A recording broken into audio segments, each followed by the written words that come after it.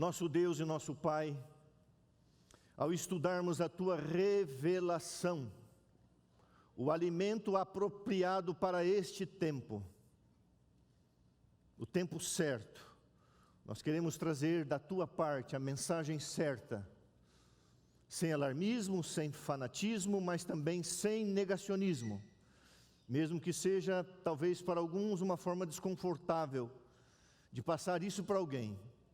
Mas o fato é, ó Deus, que a verdade precisa ser falada com amor, centralizada em Jesus.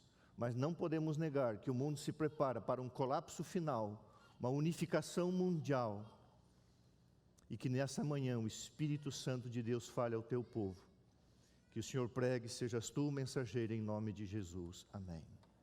Segunda carta de Paulo à igreja de Tessalônica, capítulo 2, verso 1 até o verso 6. Irmãos, no que diz respeito à vinda de nosso Senhor Jesus Cristo e a nossa reunião com Ele, nós vos exortamos. Vocês sabem, irmãos, que os cristãos do primeiro século, eles esperavam a volta de Jesus por seus dias. E quando muitos iam envelhecendo e morrendo, eles ficavam desesperados. E Paulo então exorta eles, calma, não é bem assim. Verso 2. Nós vos exortamos a que não vos demovais da vossa mente com facilidade, nem vos perturbeis, quer por espírito, quer por palavra, quer por epístola, como se procedesse de nós, supondo tenha chegado o dia do Senhor. Ninguém, de modo algum, vos engane. Por quê? Porque isto não acontecerá sem que primeiro venha a apostasia. Isso aqui revela-se a Idade Média. E seja revelado o homem da iniquidade. O homem da iniquidade, irmãos, é o poder religioso que sucedeu Roma política.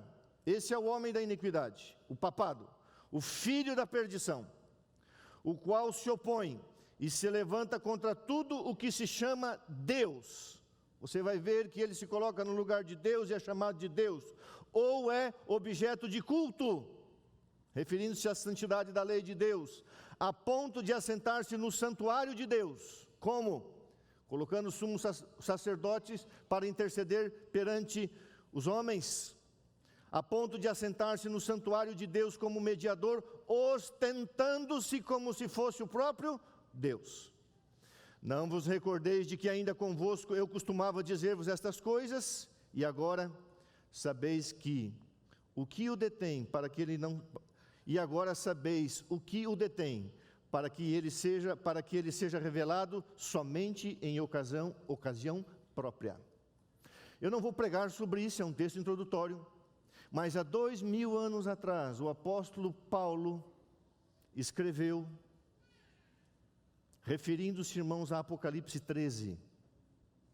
Quando um profeta escreve, irmãos, quando um escritor bíblico escreve, ele não tem consciência do alcance da sua mensagem, ele não sabe da plenitude da sua mensagem. Em teologia a gente fala sensus plenior. Paulo não sabia exatamente como isso ia acontecer, mas Deus, usando Paulo, escreveu para esse tempo. Agora sim, você vai deixar a Bíblia aberta no livro do Apocalipse, o capítulo 13. Apocalipse 13, você vai ler apenas 2 versículos comigo, ok? Abra a palavra de Deus lá e deixe-a aberta aí. Apocalipse 13, verso 2. O poder, a besta que é poder, o poder que vi era semelhante a um leopardo com pés de urso e a boca como de leão. E deu-lhe Satanás o seu poder, o seu trono e grande, guarda essa palavra, e deu autoridade, trono, e grande autoridade, trono e poder, essas 3 palavras, poder, trono e autoridade. Verso 11, referindo-se a outro poder, vi ainda outra besta, outro poder, o primeiro emergia das águas, emergir da terra, possuía 2 chifres, parecendo cordeirinho, mas falava como dragão. Hoje eu estou tão esquecido que eu esqueci o passador, esqueci a água, que Deus me ajude a só não esquecer o sermão. Pode colocar o PowerPoint lá, por favor. Agora, irmãos, eu vou pedir um pouquinho de paciência para você que está em casa, para você que está na igreja. É um sermão denso, é uma mensagem densa, vai ser um tipo assim, meio que uma aula, mas irmãos, esse sermão será pregado em 2 tempos. Nós vamos falar hoje da parte bíblica e da parte profética, e na semana que vem eu vou falar da parte histórica. O que aconteceu no mês passado, e eu vou só dar uma pinceladinha, o acordo secreto que o Vaticano fez com a China para a eleição do atual presidente. Um acordo secreto. Uma parte foi revelada, uma parte não.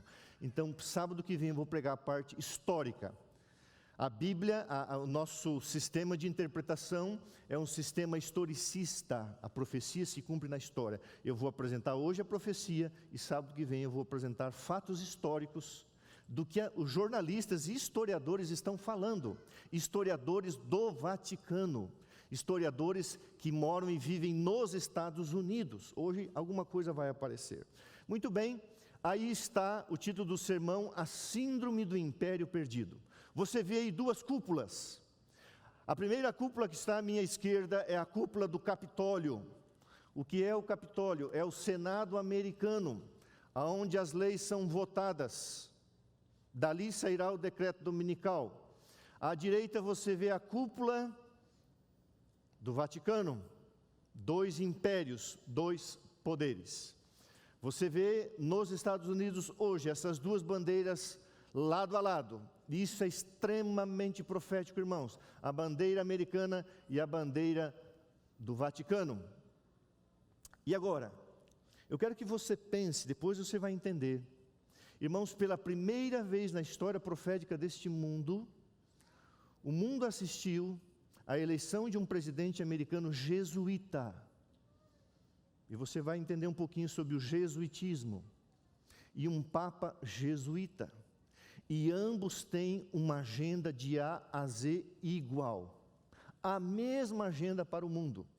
E essa agenda envolve o liberalismo, o progressismo, o relativismo, justiça social. Tudo que você vai ver assim como algo muito gostoso, muito bom, algo como um cordeiro. Irmãos, ao ouvir o sermão do presidente eleito, irmãos, estou falando de poder, não de pessoas, tá? Então estou me referindo a poder. Mas ao assistir, ouvir 2 vezes o discurso de posse do presidente americano, Joe Biden, um jesuíta declarado católico. Irmãos, não parecia um discurso, parecia um sermão, parecia um pastor falando. E quando a Bíblia diz que falava como dragão, no final do verso 11, diz, parece um cordeirinho, mas fala como um dragão. A fala aqui simboliza as ações, não as palavras. A aparência, fala, aceitação, a abraçar todo mundo, retomar o Acordo de Paris, voltar para a OMS, tudo muito, facilitar a entrada de imigrantes, legalizar 10 milhões de ilegais que estão no país, tudo legal. Mas as ações vão mostrar. E pela primeira vez, irmãos, houve um movimento do Vaticano em alinhamento com alguns países para que esse homem fosse eleito. E isso é profético. Muito bem, por que síndrome? Você sabe que síndrome é uma palavra usada mais na medicina? Causas e efeitos, causas, sintomas que levam normalmente a uma doença rara, chama síndrome. Existem várias síndromes. Eu estou usando a palavra síndrome aqui no sentido figurado, é um conjunto de sinais que em associação com uma condição crítica despertam medo ou insegurança. O que acontece?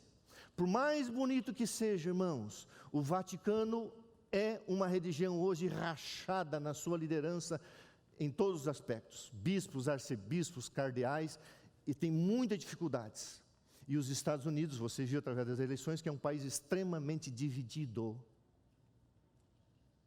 E os protestantes resolveram colocar, e os católicos americanos, um presidente aliado ao Vaticano, para unir tanto o país, quanto também para unir o Vaticano. Muito bem. Apocalipse 13, 1 a 18, irmãos, apresenta 2 poderes. Hoje, isso aqui é vastamente falado, escrito vastamente, 2 impérios. O mundo inteiro, seja historiadores, teólogos, enfim, quem estuda esse assunto, reconhece que fala-se de 2 impérios. Então, o primeiro império, o império religioso romano, 13, verso 1 até o verso 10, e do 13, 11 a 18, o império político americano ou os Estados Unidos da América do Norte. O primeiro império, a Bíblia diz que esse império receberia poder, trono e grande autoridade. Este símbolo, como a maioria dos protestantes tem crido, representa o papado que se sucedeu no poder, trono e poderio, uma vez mantidos pelo antigo Império Romano. Isso você já sabe. 476, o Império Romano ele foi destruído, várias tribos bárbaras invadiram, até que essas tribos foram sendo extintas, e a última extinção foi em 538, e ali se firmou o papado. Muito bem. Daniel 7,25 diz que este poder proferirá palavras contra o Altíssimo e cuidará em mudar os tempos e a lei. E os santos lhe serão entregues por 1 tempo, 2 tempos e metade de 1 tempo. Este período é o mesmo de Apocalipse 13,5. Foi-lhe dada uma boca que proferia blasfêmias, arrogâncias e autoridades para agir por 42 meses. Então, quando você lê na Bíblia 42 meses proféticos, 1260 dias ou 1260 anos proféticos, 1 tempo, 2 tempos, metade de 1 tempo, tudo isso é a mesma coisa, é o mesmo período de Daniel e Apocalipse. A supremacia do papado começou em 538. Logicamente, irmão, houve algumas coisas ali em 533, mas finalmente, oficialmente, o poder civil deu autoridade, trono e poder ao papado em 538. E ali começa o período dos 1260 anos, e esse período terminou em 1798. O que aconteceu em 1798?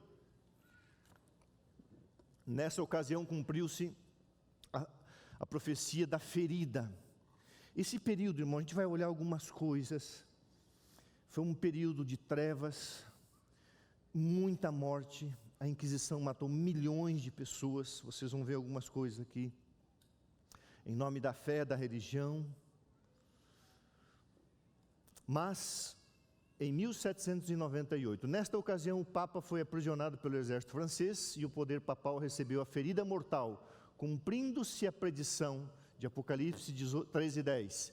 Se alguém leva em cativeiro irá. Irmãos, a palavra de Deus, a profecia de Deus tem se cumprido exatamente como Deus colocou. E o que aconteceu então? Quando a ferida mortal foi curada, Apocalipse 13, verso 3, em 1929, o Tratado de Latrão restaurou o poder temporal ao papado, que recebeu o domínio sobre a cidade do Vaticano, parte de Roma, com 44 hectares de extensão. Hoje é uma cidade-estado, hoje é um país-estado. Mas, irmãos, esta profecia da cura desta ferida, desse aprisionamento, não seria apenas temporal. Está escrito que esta cura seria de alcance mundial, conforme está em Apocalipse 13, verso 8, adorá-la-ão todos os que habitam sobre a terra. Todas as citações você vai ver, eu estou tirando do livro O Grande Conflito. Avançando, o primeiro império então está identificado, ok? O segundo império, vi ainda outro império emergir da terra. O primeiro emerge das águas, o velho continente da Europa, uma região populosa. O segundo nasce nos Estados Unidos da América do Norte. Possuía 2 chifres parecendo cordeiro, mas falava como dragão. Falar como um cordeiro é uma coisa, mas as ações que virão por aí serão ações de dragão. E a última palavra do presidente eleito americano foi assim: que Deus abençoe a América e que Deus proteja as nossas tropas. Você tem que pensar no que é dito. Que Deus abençoe o nosso país, mas olhe para o nosso exército. Só uma palhinha do sábado que vem. Você sabe o que é uma base militar? Uma base militar é quando um país estabelece justamente isso, uma base para proteger, para salvaguardar os seus interesses naquela região, ou se proteger daquela região. Você sabe quantas bases americanas a China tem no mundo? O país mais populoso do mundo, com 1,4 bilhão de pessoas? Nenhuma. Você sabe quantas bases americanas existem no mundo? 700. 70% do mundo tem bases militares americanas. Você sabe quantos navios grandes porta-aviões tem os maiores países do mundo? 1, 2, eu vou citar sábado que vem, sabe quantos tem os Estados Unidos? 12. Ninguém chega perto. Que Deus abençoe a América, mas que Deus proteja as nossas tropas. Cordeiro parecendo um dragão.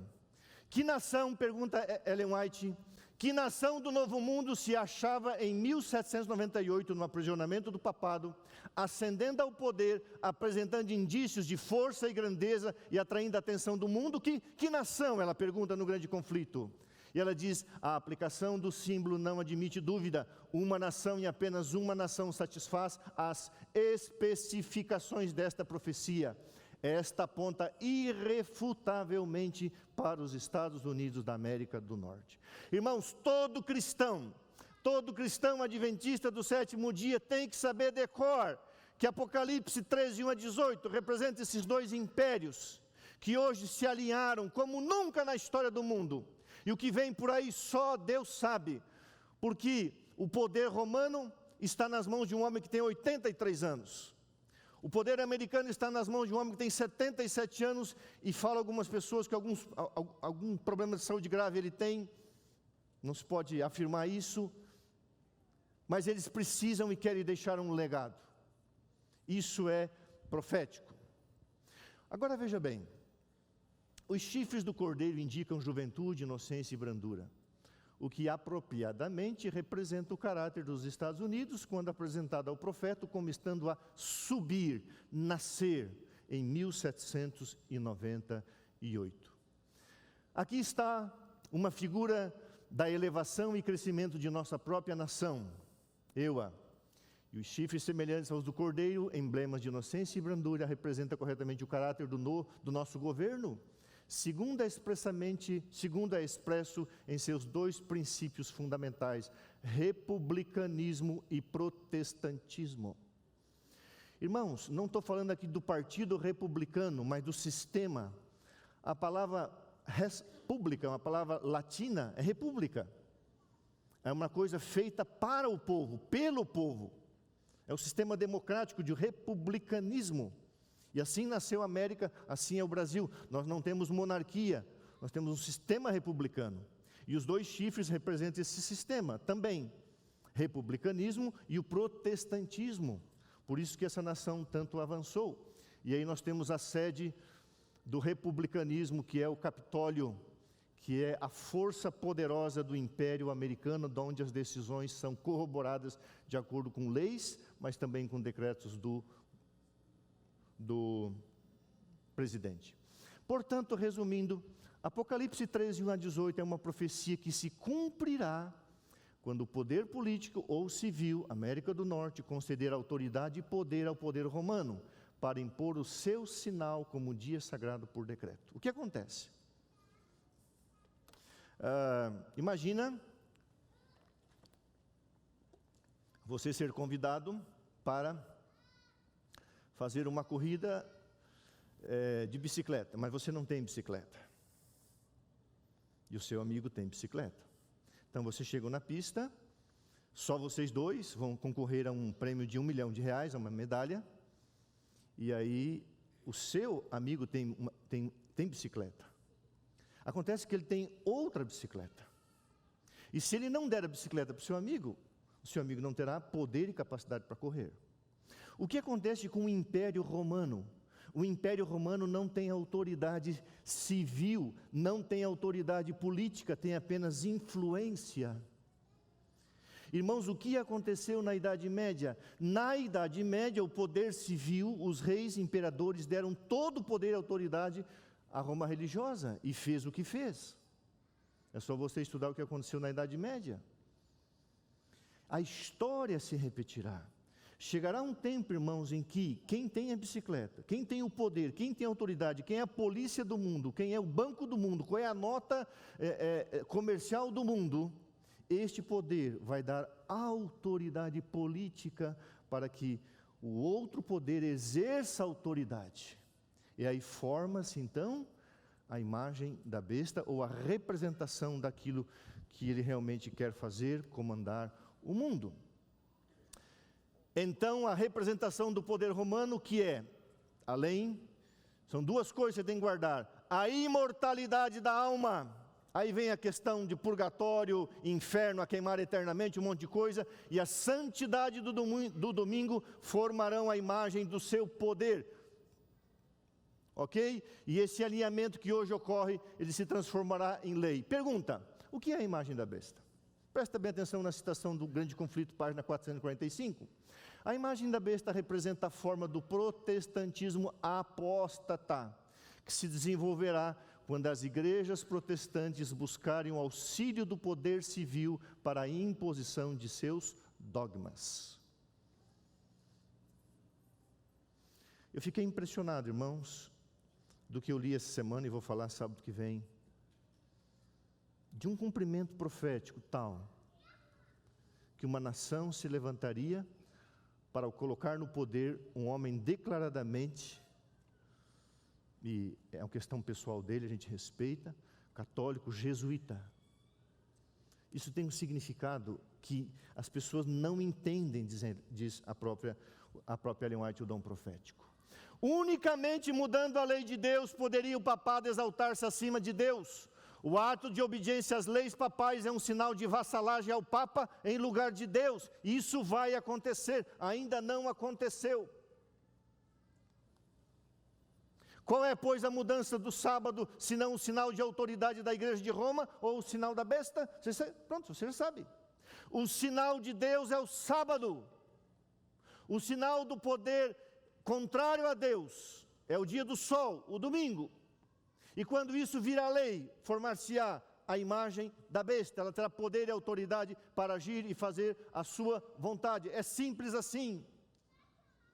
Descarte o sétimo dia, descarte o sábado bíblico e entra ali o Sunday, o dia da adoração, um dia pagão. Isso é toda uma história que começou lá em meados do quarto século com Constantino. Na verdade começou no ano 150 essa apostasia, mas se tornou lei no dia 7 de março de 321 com Constantino, quando a igreja absorveu o romanismo pagão, político, civil, e a igreja então, durante ali 2, 3 séculos foi trabalhando. E então em 538 ela foi investida de tamanha autoridade, que todos os reis imperadores, todos os monarcas europeus se curvavam, e a voz do Papa era a voz de Deus. Isso vai acontecer outra vez. Sábado que vem eu vou falar bastante desse camarada, Massimo Faggioli. Ele é teólogo e historiador da Igreja Católica, professor da Villanova University, na Filadélfia, Estados Unidos. E ele escreveu um artigo essa semana falando a busca pela supremacia de 2 impérios atuais. Irmãos, quando eu desafio você hoje à tarde a colocar na internet a síndrome do império perdido, que eu tirei desse artigo, e você vai ler uma série de artigos desse camarada e outras pessoas. Irmãos, e se você pegar a Bíblia, se você pegar o Grande Conflito, e se você falar o que eles falam, é a mesma coisa. Sabe o que esse camarada, que é um professor, um defensor do catolicismo, é um católico, sabe o que ele falou? Hoje existem 2 impérios, está ali, leia esse artigo. E ele faz um paralelo entre John Biden e o Papa Francisco. Ele faz um paralelo, e ele diz assim: hoje existem 2 impérios mundiais fragmentados, tem problemas aí. O que buscam esses 2 impérios? Palavras de um historiador católico. O império americano, ele busca o imperialismo cultural. Irmãos, eu não sei se você percebe isso. O mundo é um mundo americanizado. Você vai a Israel, tem o McDonald's. O jeito das pessoas é um jeito americano. No Oriente, eles buscam imperialismo cultural, imperialismo político, imperialismo militar. Sabe o que vem? Eu vou falar um pouco mais. Se você entender o que a América do Norte tem em termos de força militar no mundo, é algo que você fica assim, 70% do mundo tem bases americanas. Quem manda no mundo militarmente falando, irmãos? E o imperialismo econômico, a moeda mundial.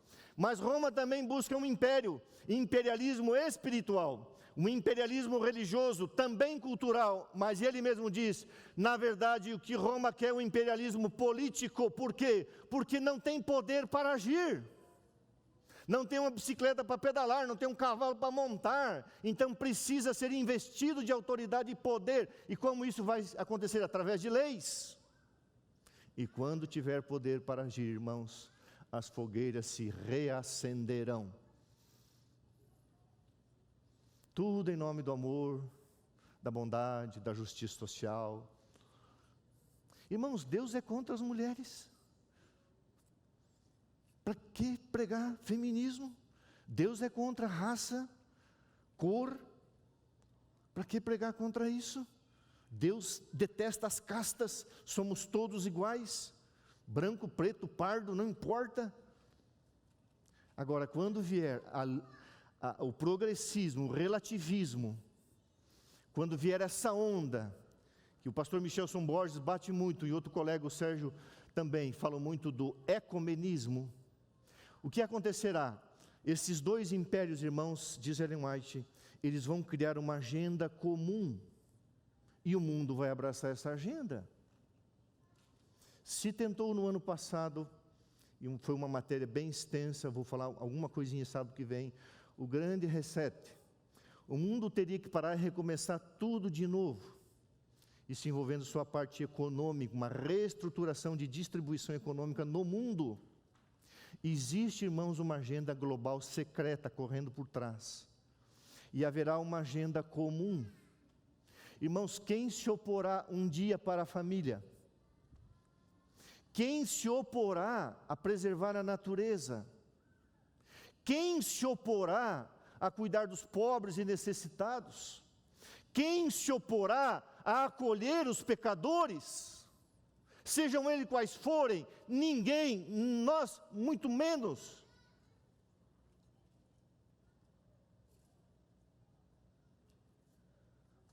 Agora, por trás de tudo isso, irmãos, haverá uma investidura de autoridade, e essa irá contrária à lei de Deus. Brevemente, o que ocorreu durante o período, para você ver o que vai acontecer mais tarde, o que ocorreu durante o período de supremacia papal, que tinha autoridade civil, hoje não tem, tem só autoridade religiosa, influência religiosa. Mas a influência religiosa a tal ponto, irmãos, a gente não sabe detalhes, mas quem influenciou essa decisão nos Estados Unidos, eu não sou a favor de A nem de B, foi o Vaticano, através de 3 manobras que eu vou apresentar no próximo sábado. Muito bem, o que aconteceu? O acesso da igreja de Roma ao poder assinalou o início da Idade Média. É isso que Roma precisa, e os historiadores falam, até anotei uma frase aqui, vou ver se aqui, a igreja militante precisa de um poder. É uma historiadora católica também, a igreja militante precisa de um poder. E quando você ouve o discurso do presidente americano, ele fala pelo menos 11 vezes, nós precisamos de união, união, união, unidade, unidade, unidade. Irmãos, é um sermão, a coisa mais linda de se ouvir, é um negócio lindo, é voz de cordeiro. Você sabe a diferença entre carneiro e cordeiro, né? O carneiro é a ovelha velha. O cordeiro é aquele cordeirinho tenro, suave, inocente, brando. O acesso da igreja de Roma ao poder assinalou o início da Idade Média. O papado foi declarado infalível. Olha só, irmãos, grande conflito, página 50, recebendo o título de Senhor Deus, o Papa. Lembra o que eu li lá em Tessalonicenses 2? Se colocando no lugar de Deus como se fosse o próprio Deus. Sabe quem é o vicário de Cristo? Você sabe o que é o vicário? É o mesmo pontífice. Você sabe quem faz a ponte entre Deus e o homem? Você sabe? Quem faz a ponte entre Deus e o homem? Quem tem a nossa carne, ao mesmo tempo tem a divindade? Jesus. Quem é o vicário de Cristo aqui na terra? O Espírito Santo. Mas aos olhos de Roma, quem é o vicário de Cristo? É o próprio Deus, o Senhor Papa. Abrirá sua boca em blasfêmias. O papado se tornou o déspota do mundo. Reis e imperadores curvaram-se aos decretos do pontífice romano. Eu vou contar sábado que vem a história de um rei que foi pedir clemência e ficou 3 dias na neve. Irmãos, é impressionante o despotismo, a mortandade. A conversão nominal de Constantino na primeira parte do 4º século causou grande alegria, e o mundo, sob o manto da justiça aparente, introduziu-se na igreja. Uau! O imperador se tornou cristão! Uau! E ali começou uma mudança gradual. E o paganismo entrou na igreja, até que a igreja durante alguns séculos trabalhasse para ter poder absoluto, e reinou durante 1260 anos. E Deus teve que abreviar esse tempo. Impressionante como as coisas se cumprem. Eu coloquei ali? Coloquei. Esta mútua transigência entre o paganismo e o cristianismo, entre o trono e o altar, resultou no desenvolvimento do homem do pecado. Lembra, Tessalonicenses? Predito na profecia de Paulo, como se opondo a Deus e exaltando-se sobre Ele. Aquele gigante, olha que citação, irmãos, por isso que às vezes não é fácil você não ser um negacionista. Você acha que é gostoso falar isso? Mas olha só, aquele gigantesco sistema de religião falsa é a obra-prima do poder de Satanás, monumento de seus esforços para sentar-se sobre o trono e governar a terra segundo a sua vontade. E um dia, e eu gostaria de estar vivo para ver isso, o poder romano receberá autoridade civil e poder civil para agir. E então, aqueles que se opuserem, entenderão que não há nenhum escrúpulo para fazer a vontade. O mundo é comandado por aí, ou o mundo é comandado por aqui. Seguiremos ao homem ou seguiremos a Deus? Mediante os 2 grandes erros, a imortalidade da alma e a santidade do domingo, Satanás há de enredar o povo em suas malhas, enquanto o primeiro lança mão, o fundamento do espiritismo, o último cria um laço de simpatia com Roma. Os protestantes dos Estados Unidos serão os primeiros a estender as mãos através do abismo para apanhar a mão do espiritismo. Isso já aconteceu, irmãos, já é uma nação espírita faz tempo, basta você ver os filmes. Estender-se-ão por sobre o abismo para dar as mãos ao poder romano, e sob a influência dessa tríplice união, protestantismo apostatado, espiritismo e romanismo, este país seguirá as pegadas de Roma, desprezando os direitos da consciência. Essa profecia vai se cumprir. Enquanto se aplicam a realização de seu propósito, Roma está visando o restabelecimento do seu poder para recuperar a supremacia perdida lá durante a Idade Média. Estabeleça-se nos Estados Unidos o princípio de que a igreja possa empregar ou dirigir o poderio do Estado, de que as observâncias religiosas possam ser impostas pelas leis seculares, em suma, que a autoridade da igreja e do Estado devem dominar a consciência, e Roma terá assegurado o seu triunfo nesse país. O cenário está marcado. Agora veja, irmãos, Ellen White escrevendo naquele tempo. Pensa um pouquinho comigo. Se o que está acontecendo hoje, o maior grupo de padres e líderes jesuítas está na Índia. O segundo maior grupo de padres jesuítas está nos Estados Unidos da América do Norte. Agora veja o que aconteceu. Se isso não é pelo menos um cumprimento parcial, pelo menos. No movimento Ora, hoje, em ação nos Estados Unidos, a fim de conseguir para as instituições e usos da igreja o apoio do Estado, os protestantes estão a segurar as pegadas dos romanismos. Um país protestante coloca em seu poder, juntamente com o catolicismo, um homem alinhado ao poder de Roma. Na verdade, mais que isso, estão abrindo a porta para o papado a fim de adquirir na América protestante a supremacia que perdeu no velho mundo. Uma das 3 manobras para enfraquecer o oponente, eu vou mostrar sábado que vem, foi a nomeação de um arcebispo em Washington, que exerceu uma tremenda influência nos Estados Unidos antes das eleições. Ou seja, os Estados Unidos estão abrindo a porta para o romanismo. Agora, irmãos, eu vou pedir um pouquinho de paciência para você e a gente vai para a parte final. Eu vou falar um pouquinho sobre o jesuitismo. E você vai ficar um pouquinho estarrecido. Sabe por quê, irmãos? Porque a aparência é piedosa. É os pobres, os camponeses, os sofredores, os negros, as mulheres, os velhos, os refugiados. Presta bem atenção no que eu vou ler para você. História, não outra coisa. A ordem dos jesuítas, a qual pertence o atual Papa e o atual presidente dos Estados Unidos, foi oficializada pela Igreja Católica em 1540, sendo o espanhol religioso Inácio de Loyola o principal idealizador. Com que propósito? Fazer oposição à reforma protestante no velho continente. Quando Lutero, ali, entra no ápice da reforma, a igreja vê que aquilo se espalharia pela Inglaterra, França, Alemanha, os Países Baixos. Então levanta-se um grupo chamado jesuítas para fazer frente ao movimento de reforma. Isso é impressionante.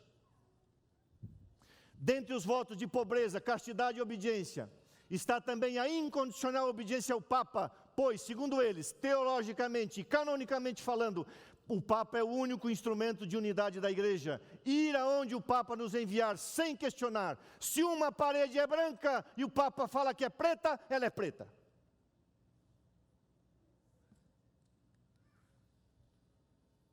Assim é, irmãos. Agora veja bem, citação inspirada do grande conflito. Em toda a cristandade, o protestantismo estava ameaçado por temíveis adversários. Passados os primeiros triunfos da reforma, Roma convocou novas forças, esperando ultimar sua destruição. Nesse tempo, 1540, fora criada a Ordem dos Jesuítas, o mais cruel, sem escrúpulos e poderoso de todos os defensores do papado. Agora veja bem essa citação, vou ler com calma. Separado de laços terrestres e interesses humanos, insensíveis às exigências das afeições naturais, tendo inteiramente silenciadas a razão e a consciência, não conheciam regras nem restrições, além da própria ordem, e nenhum dever, a não ser o estender o seu poderio. O Evangelho de Cristo havia habilitado seus adeptos a enfrentar o perigo, suportar sem desfalecer o sofrimento, pelo frio, pela fome, labutas e pobreza, a fim de desfraudar a bandeira da verdade em face do instrumento de tortura, do calabouço, da fogueira, ponto, os cristãos. Para combater essas forças, o jesuitismo inspirou seus seguidores com um fanatismo que os habilitava a suportar semelhantes perigos e opor-se ao poder da verdade, todas as armas do engano, com todas as armas do engano. Não havia para eles crime grande demais para cometer, nenhum engano demasiado vil para praticar, disfarce algum demais difícil para assumir. Votados à pobreza e humildade perpétuas, era seu estudado objetivo, conseguir riqueza e poder para se dedicar à subversão do protestantismo e restabelecimento da supremacia papal. Ali nasce então, irmãos, o jesuitismo, um exército, na verdade. Matavam sem dó homens, mulheres e crianças que se opunham ao papado. Usavam uma roupa exterior, mas quando encontravam as pessoas que se opunham a eles, havia muita carnificina. Quando apareciam, olha só essa citação, quando apareciam como membros de sua ordem, ostentavam uma santidade, visitando prisões e hospitais, cuidando dos doentes e pobres, professando haver renunciado ao mundo e levando o nome sagrado de Jesus, que andou fazendo bem. Mas Sob esse irrepreensível exterior, ocultavam frequentemente os mais criminosos e mortais propósitos. Era princípio fundamental da ordem jesuíta que os fins justificam os meios. Por esse código, a mentira, o roubo, o perjúrio, o assassínio não somente eram perdoáveis, mas recomendáveis. O assassínio era recomendável. Quando serviam os interesses da igreja, sob vários disfarces, os jesuítas abriam caminho aos cargos do governo. Presta atenção nisso. Olha se isso não está acontecendo hoje de novo. Vou pegar lá em cima. Ok. Serviam aos interesses da igreja. Sob vários disfarces, os jesuítas abriam caminho aos cargos do governo, subindo até conselheiros dos reis e moldando a política das nações. Isso aconteceu. Tornavam-se servos para a igreja como espias de seus senhores. Estabeleciam colégios para os filhos dos príncipes e nobres e escolas para o povo comum. Os filhos de pais protestantes eram impelidos à observância de ritos papais. Toda a pompa e ostentação exterior do culto romano eram levados a efeito a fim de confundir a mente e deslumbrar e cativar a imaginação. E assim, a liberdade pela qual os países tinham labutado e derramado sangue, seu sangue, era traída pelos filhos. Os jesuítas rapidamente se espalharam pela Europa e onde quer que iam, eram seguidos de uma revivificação do papado. Revivificação do papado.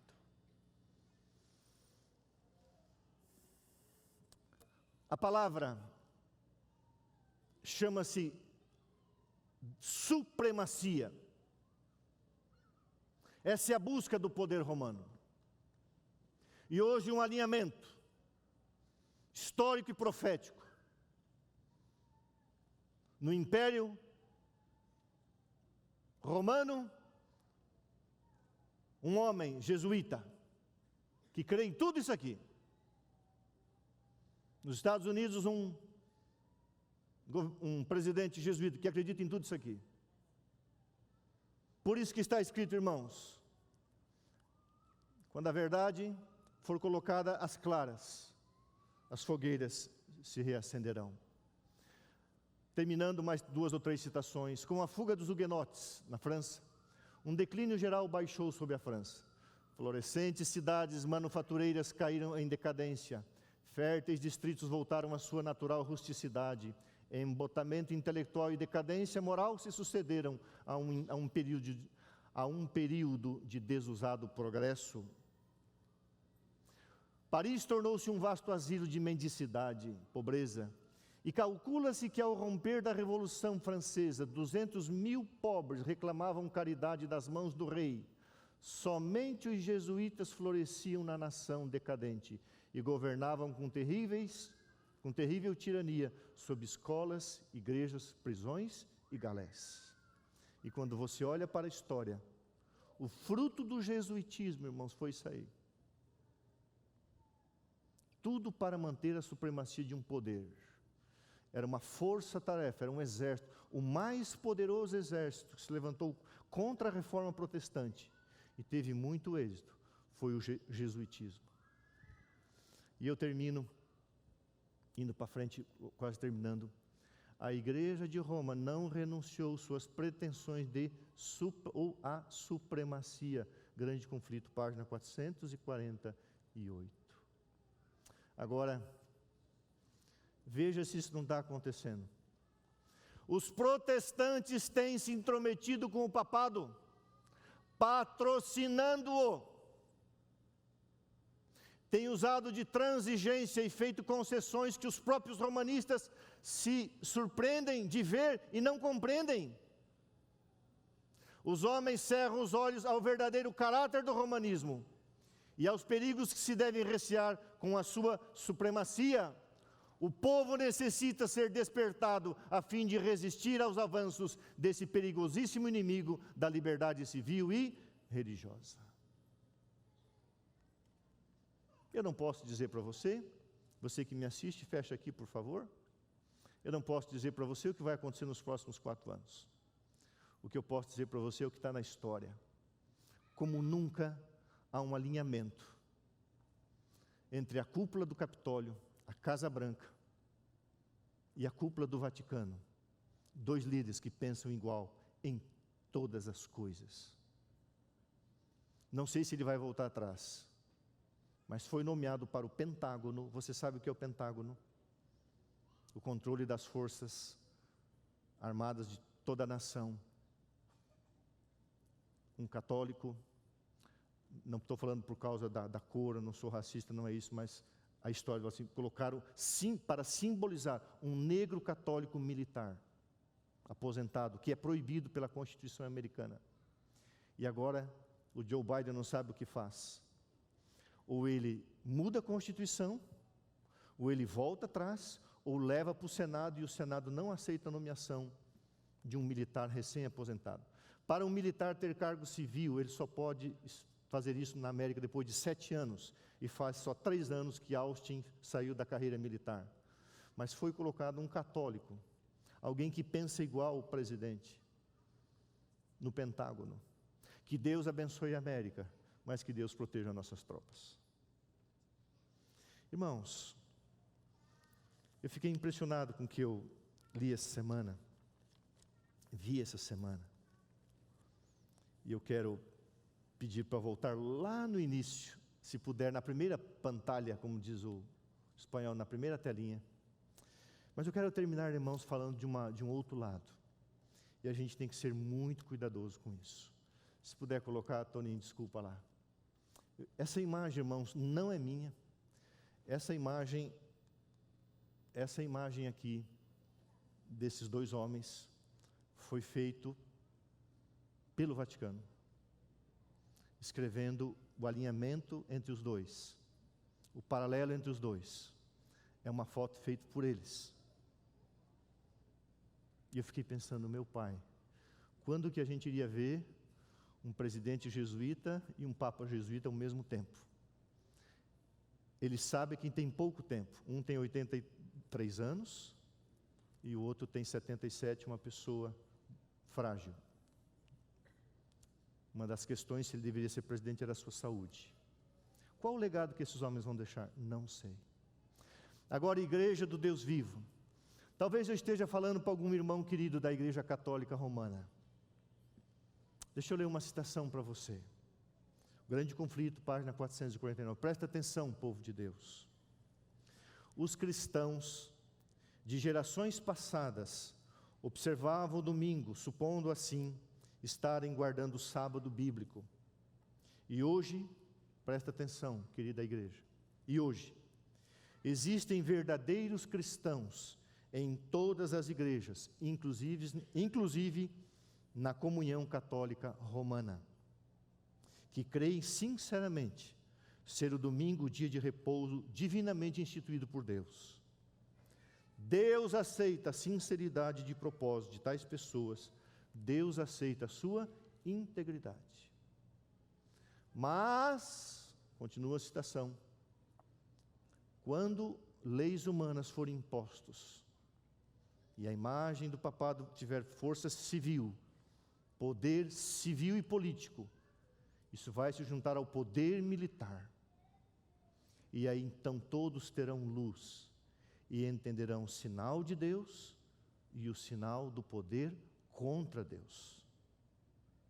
Como pode um homem sentar-se num trono e dizer, eu sou Deus? Como pode um homem sentar-se num trono e dizer, eu sou infalível? Como pode uma ordem de pessoas caridosas dizer assim, se o meu líder disser que, se eu como pastor, o pastor da igreja disser assim, olha, aquela parede ali, ela é azul? Ou você não está pensando bem, ou você concorda comigo por que razão? Não sei. Mas é uma coisa cega. E agora vem um discurso, irmãos, a favor da família. Essa família, não importa o gênero, não importa a sua escolha sexual, não importa. Quando Deus tem um modelo, homem e mulher, não importa, todos serão abraçados. E algumas coisas eu tenho que cuidar com o que eu vou falar, porque eu já recebi muita paulada. Mas hoje, em todos os departamentos, todas as salas, em todos os compartimentos do governo americano, está liberado para colocar placas e bandeiras que representem qualquer movimento de gênero. Não importa o que façam, serão aceitos e continuarão com as suas vidas do jeito que são. Deus conhece o coração. Nós amamos a todos. Mas chegará um tempo, irmãos, que os fiéis entenderão a verdade e deixarão de seguir as pegadas de Roma. Eu quero contar a história que, para mim, é a história de um homem sincero. Os seus pais eram escoceses, presbiterianos. Foram para a China. Lá nasceu Eric Liddell. Esse rapaz se tornou famoso num filme chamado Carruagens de Fogo, 1981. O que aconteceu? Morava com seus pais na China, ele foi para a Escócia estudar, estudou, e em 1924, ele correria o hectómetro, os 100 metros, pela Grã-Bretanha, 1924. Acontece que essa corrida caiu no dia 6 de julho. 6 de julho era um domingo. E Eric Liddell, um cristão sincero, protestante, filho de pais missionários na China, onde ele nasceu, ele falou: o domingo é sagrado. E ele abalou o mundo e chocou o mundo, porque ele não correu os 100 metros. E era a especialidade dele. Porque ele guardava a sua fé, era sincero. Era a sua fé, era a sua verdade, era o que ele sabia, a luz que ele tinha. Então, ele correu os 400 metros e ganhou a medalha de ouro. Foi o recorde mundial da época, 47 segundos, 47,6 segundos, e depois a medalha de bronze nos 200 metros. Depois disso, estudou um pouco mais na Escócia, tomou uma decisão. Um homem que se tornou brilhante no mundo, continuar a carreira do seu pai, ser um missionário na China. Casou-se com uma canadense, uma canadiana, teve 3 filhos. Na década de 1940, pouco antes, começa a China a ter problema com os japoneses, houve a invasão japonesa, os problemas da Segunda Guerra Mundial que já avançavam pelo solo chinês também. E então, Eric Liddell pega a sua esposa e ele manda a sua esposa e os seus filhos, 3 filhas, melhor dizendo, 3 filhas, e manda para o Canadá em 1941. E ele fica em território chinês para defender as suas ovelhas e o seu rebanho. E então ele foi preso num campo de concentração das forças japonesas. E ali, com apenas 43 anos de idade, ele faleceu. Um católico? Não, um protestante, que guardava o domingo. Esse homem, para mim, se encaixa nessa citação do Grande Conflito, página 449. Hoje, existem verdadeiros cristãos em todas as igrejas, inclusive na comunhão romana, católica romana, que creem sinceramente que o domingo é o dia de repouso, divinamente instituído. Deus aceita a sinceridade de propósito de tais pessoas e a sua integridade. Um dos textos da Bíblia que eu mais gosto: Deus conhece os que são seus. Mas estejamos vivos ou não, Apocalipse 13 se cumprirá. Roma voltará a ter poder que eu digo civil, caneta. Imagina, irmão, se a gente não sabe como vai acontecer, a gente sabe o que vai acontecer, mas não como. Mas imagine quando sair a lei dominical e a América do Norte dispor, ou dispuser, colocar à disposição 700 bases militares do mundo em favor de Roma. Você acha que isso é impossível acontecer? 70% do planeta está vigiado e guardado pela América do Norte? Um império dará força ao outro poder, e o sinal de Deus será distinguido do sinal contrário ao sinal de Deus. E então, irmãos, haverá separação do joio e do trigo. Último texto que eu quero ler, eu esqueci. Abra a Bíblia em 1 Tessalonicenses 5, verso 3. 1 Tessalonicenses 5, o verso 3. Vivemos em dias perigosos. Há muito ódio, irmãos, muita raiva da ala conservadora no romanismo, muita raiva, muito ódio.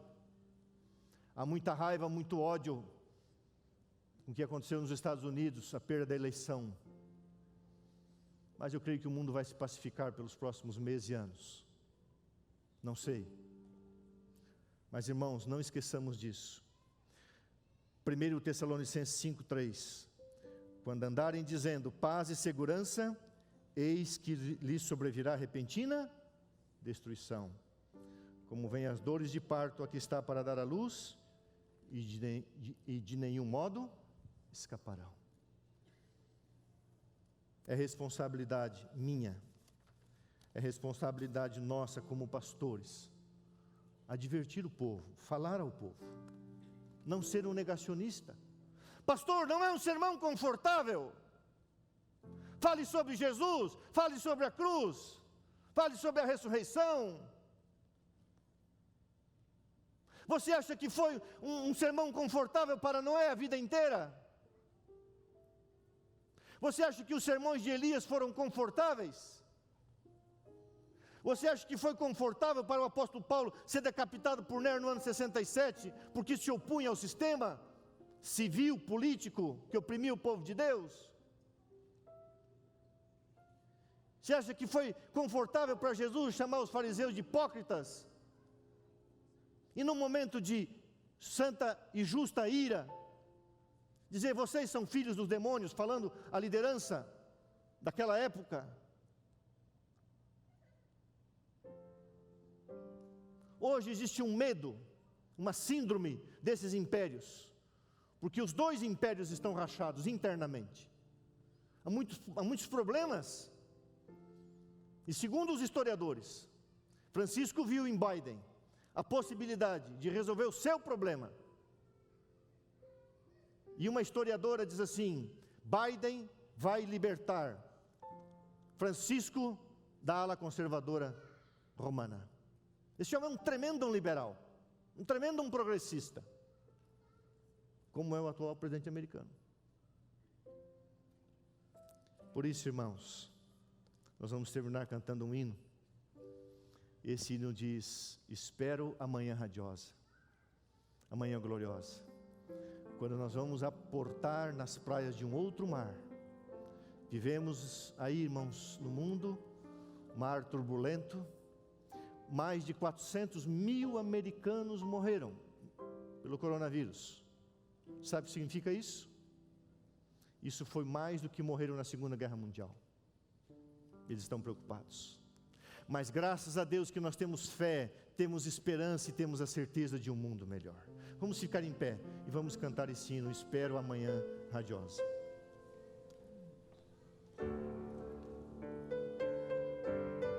Hino de número 149 do nosso cenário.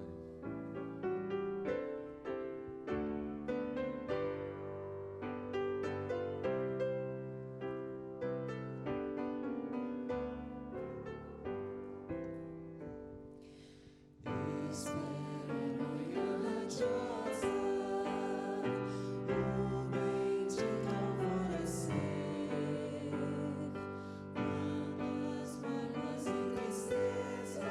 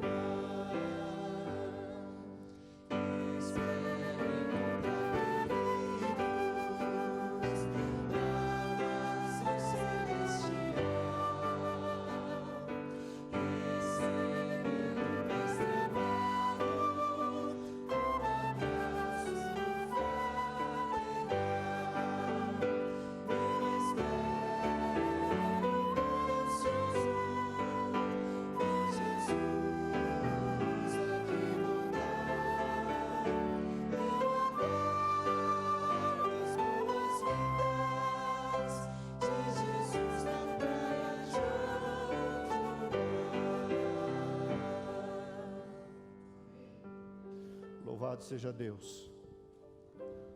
Logo nós vamos aportar nas praias de um outro mar. Não um mar tumultuado dessa vida, cheio de desafios e inseguranças. Eu quero falar para você, querido irmão que me ouve. Se você nunca leu O Grande Conflito, leia pelo menos uma vez na vida. Uma vez, leia O Grande Conflito. Que Deus abençoe você, querido membro aqui da igreja. A Bíblia diz: vigiai e vigiai. Vivemos em dias complexos. O título do sermão do sábado que vem: o trono e o altar. Esse é o propósito de Satanás. Colocar no altar de Deus o trono de Satanás. Ou vice-versa. Oremos. Senhor, muito obrigado por tua palavra profética. Nós vimos nesses dias um vislumbre de Apocalipse 13. O estender da mão do velho continente ao novo continente. Do romanismo ao protestantismo apóstata. A eleição de um líder alinhado com o jesuitismo, que massacrou, matou milhares de pessoas e destruiu em alguns países a reforma que avançava. A Bíblia foi escondida do povo, disfarçados pela pobreza, disfarçados em seus mantos, carregavam a espada, e era dever matar, assassinar, em nome de um homem que se colocava no trono dizendo: eu sou o próprio Deus. Quanta cegueira, quanta loucura. E ainda deram o nome de Santa Inquisição. Era uma demoníaca arma, demoníaco artifício. Quando cavalarianos invadiam as vilas, as montanhas, e mataram milhares e milhares de pessoas porque estavam com a Bíblia. Volta logo, Senhor. Volta logo. E a tua palavra diz que Jesus voltará para impor neste mundo um planeta onde habita justiça, verdade, amor, paz, imortalidade. E Deus nunca deixará de ser o que é: amor, verdade, misericórdia e compaixão. Mas Deus não permitirá que o seu povo, que está em todas as denominações, seja enganado. Breve virá o tempo em que haverá separação do joio e do trigo. De um lado estarão os guardadores da lei de Deus e aqueles que se oporão à lei de Deus. Senhor, nos leve em paz para onde formos. Dá-nos o Espírito Santo, humildade, amor, mas sobretudo apego à verdade. E a verdade maior sempre é centralizada na pessoa de Jesus. Oramos por todos, Pai. São milhares de pessoas que se inscrevem no Facebook, mandam recados no YouTube pedindo oração. Oh Deus, ficamos assim constrangidos.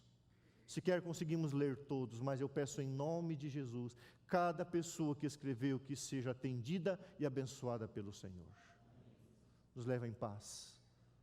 Nos dê amor e paixão pela palavra e pela verdade, em nome de Jesus. Amém.